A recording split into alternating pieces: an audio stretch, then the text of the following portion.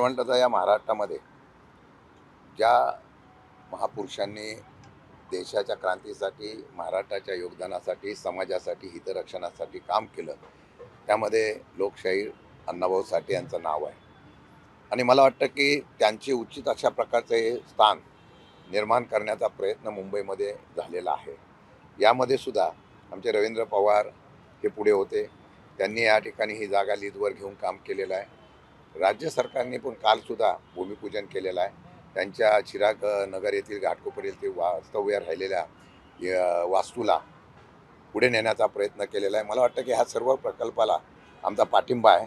परंतु ते विचार, अण्णाभाऊ साठेंचे विचार हे महाराष्ट्रामध्ये रुजले पाहिजे, मुंबईमध्ये रुजले पाहिजे. त्यांचं गाणं आहे, माझी मैना गावाकडे राहिली. म्हणजे इथं श्रम करणाऱ्या लोकांना मुंबईमध्ये स्थान मिळावं ही अपेक्षा आहे.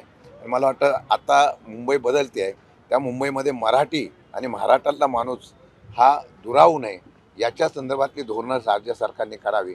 तीच खऱ्या अण्णाभाऊ साठेंना जयंतीला ही खरे अभिवादन असेल असं माझं मत आहे. परंतु राष्ट्रीय स्मारक ज्या ठिकाणी होत आहे घाटकोपर चिराग नगर येथील, ते मूळ जे घर आहे ते पक्षाने, राष्ट्रवादी काँग्रेस पक्षाने 2002 साली विकत घेतलेलं आहे 18 लाख रुपये 50,000 रुपयांनी एका मुस्लिम व्यक्तीकडनं. परंतु तुमची मागणी सातत्याने आहे की तुमची 2 लोक जी आहेत पक्षातली त्यांना समितीवरती घेण्यात यावं, परंतु ती मागणी पूर्ण केली जात नाही. काल भूमिपूजनाचा सोहळा झाला, पक्षाला कुठे डावलण्यात आलेलं आहे. माझं म्हणणं आहे की याच्यावर राजकीय कुठलंही हे नसावं. परंतु काल मी भाषणसुद्धा बघितलं की 2016 नंतर गती देण्याचा प्रयत्न झाला, 2020-22 नंतरचं गती जास्त दिलेली आहे. मला वाटतं पण ते जतन करण्याचं काम हे आदरणीय पवारसाहेबांच्या विचारातून, ज्यांनी शाहू फुले आंबेडकरांचा विचार जोपासला, त्या पवारसाहेबांच्या असलेल्या स्मारक समितीने त्यांच्या नेतृत्वाखाली हे स्मारक जपलेलं आहे. मला वाटतं की या संदर्भामध्ये आम्ही मागणी केलेली आहे, 2 तरी सदस्य किंवा महाराष्ट्रामध्ये या समाजासाठी लढणाऱ्या काही व्यक्ती यांना विचारात घेऊन जर केलं तर त्या ठिकाणी योग्य होईल. हल्ली सेवाद असतो, पण माझी विनंती आहे, मुख्यमंत्र्यांना आम्ही विनंती करणार आहोत की यामध्ये समन्वय करून चांगल्या प्रकारचं हे सुद्धा स्मारक चांगलं व्हावं. या स्मारकाला सुद्धा एक चांगल्या प्रकारचं अतिभव्यता निर्माण व्हावी. इथे वेगळ्या प्रकारचं, आता पाऊस असतो, असं वेगळ्या प्रकारचं स्मारक इथे सुद्धा उभं राहिलं तर मुंबईच्या प्रवेशद्वारावर अण्णाभाऊ साठेंचा विचार हा देण्याचा प्रयत्न होईल अशी माझी इच्छा आहे.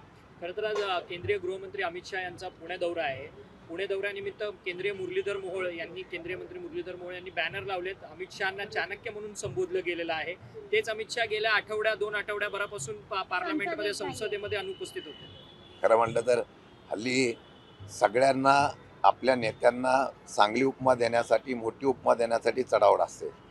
आता विश्वगुरू, चाणक्य, अजून काही राहिलं असेल मला वाटतं नावं देण्याची, तर त्याच्या संदर्भातला तो शोध घ्यावा. मला वाटतं राजकारणामध्ये चाणक्य नीती करणारा एकच नेता आहे, तो शरद पवार.